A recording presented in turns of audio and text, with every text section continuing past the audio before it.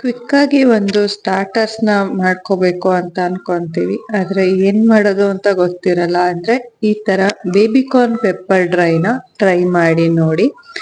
Hi, hello, welcome to ಅಂಶ vlogs.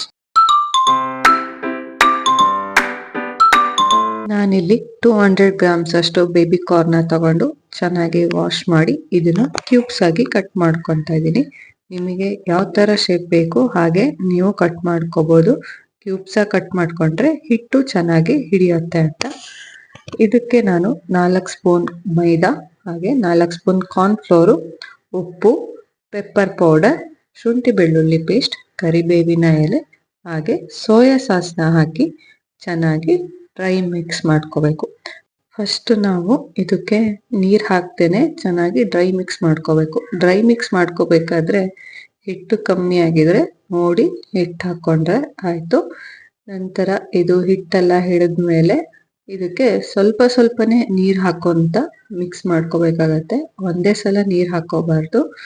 ಇದನ್ನ ನೋಡ್ಬೇಕು, ಬೇಬಿ ಕಾರ್ನಿಗೆ ಹಿಟ್ಟೆಲ್ಲ ಹಿಡಿತಾ ಇದೆ ಅಂತ ಅಂದ್ರೆ ಸಾಕು. ನೀರು ಜಾಸ್ತಿ ಆದ್ರೂ ನಮಗೆ ಕ್ರಿಸ್ಪಿನೆಸ್ ಬರೋದಿಲ್ಲ, ಹಾಗಾಗಿ ನೀರು ನೋಡ್ಕೊಳ್ತಾ ಹಾಕಿದ್ರೆ ಆಯ್ತು. ಇವಾಗ ನಾನ್ ಈ ತರ ಮಾಡ್ಕೊಂಡಿದೀನಿ, ಇದು ಕನ್ಸಿಸ್ಟೆನ್ಸಿ ಸರಿಯಾಗಿದೆ. ನಂತರ ಒಂದು ಪ್ಯಾನ್ ಅಲ್ಲಿ ಎಣ್ಣೆ ಕಾದ ಮೇಲೆ ಒಂದೊಂದೇ ಬೇಬಿ ಕಾರ್ನ್ ಪೀಸಸ್ನ ನಾವು ಬಿಡ್ಬೇಕಾಗತ್ತೆ. ಒಟ್ಟಿಗೆ ಎಲ್ಲದನ್ನು ಬಿಟ್ರೆ ಅಂಟ್ಕೊಳತ್ತೆ. ತುಂಬಾ ಹೈ ಫ್ಲೇಮಲ್ಲೂ ಇದನ್ನ ನಾವು ಫ್ರೈ ಮಾಡ್ಕೋಬಾರ್ದು, ಯಾಕೆಂದ್ರೆ ಬೇಗ ಗೋಲ್ಡನ್ ಕಲರ್ ಆಗ್ಬಿಡತ್ತೆ. ಒಳಗಡೆ ಬೇಬಿ ಕಾರ್ನು ಚೆನ್ನಾಗಿ ಫ್ರೈ ಆಗೋದಿಲ್ಲ, ಕ್ರಿಸ್ಪಿನೆಸ್ ಸಿಗೋದಿಲ್ಲ. ಸೊ ಮೀಡಿಯಂ ಫ್ಲೇಮಲ್ಲೇ ಇಟ್ಕೊಂಡು ಇದನ್ನ ನಾವು ಚೆನ್ನಾಗಿ ಫ್ರೈ ಮಾಡ್ಕೋಬೇಕು. ಎರಡೂ ಸೈಡಲ್ಲೂ ಗೋಲ್ಡನ್ ಬ್ರೌನ್ ಕಲರ್ ಬಂದ್ರೆ ಸಾಕು, ಚೆನ್ನಾಗಿ ಕ್ರಿಸ್ಪಿ ಆಗಿರುತ್ತೆ ಅಂತ.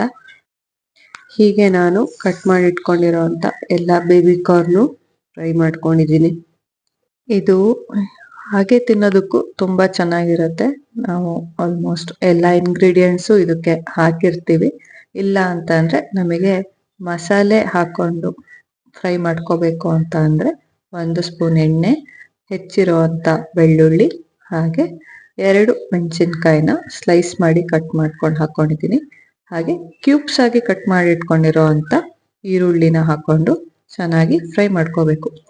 ಈರುಳ್ಳಿ ಸ್ವಲ್ಪ ಫ್ರೈ ಆಗ್ತಿದೆ ಅಂತ ಅಂದಾಗ ಇದಕ್ಕೆ ಕ್ರಷ್ ಮಾಡಿ ಇಟ್ಕೊಂಡಿರುವಂತ ಪೆಪ್ಪರು, ಸಾಲ್ಟ್ನ ಹಾಕಿ ಮತ್ತೆ ಫ್ರೈ ಮಾಡ್ಕೊಂಡು ಇದಕ್ಕೆ ನಾವು ಡೀಪ್ ಫ್ರೈ ಮಾಡ್ಕೊಂಡಿರೋ ಅಂತ ಎಲ್ಲ ಬೇಬಿ ಕಾರ್ನ್ ಹಾಕಿ ಮಿಕ್ಸ್ ಮಾಡ್ಕೊಂಡು ಮೇಲೆ ಕೊತ್ತಂಬರಿ ಸೊಪ್ಪನ್ನ ಹಾಕಿ ಗಾರ್ನಿಶ್ ಮಾಡಿ ಮಿಕ್ಸ್ ಮಾಡ್ಕೊಂಡ್ರೆ ಪೆಪ್ಪರ್ ಡ್ರೈ ಫ್ರೈ ರೆಡಿ ಆಗುತ್ತೆ.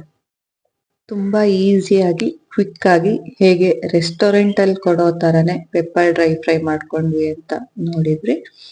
ವಿಡಿಯೋ ಇಷ್ಟ ಆದ್ರೆ ಲೈಕ್ ಮಾಡಿ, ಕಮೆಂಟ್ ಮಾಡಿ, ಹಾಗೆ ನನ್ನ ಚಾನೆಲ್ನ ಸಬ್ಸ್ಕ್ರೈಬ್ ಮಾಡದೇ ಇರೋರು ಸಬ್ಸ್ಕ್ರೈಬ್ ಮಾಡಿ. Thank you.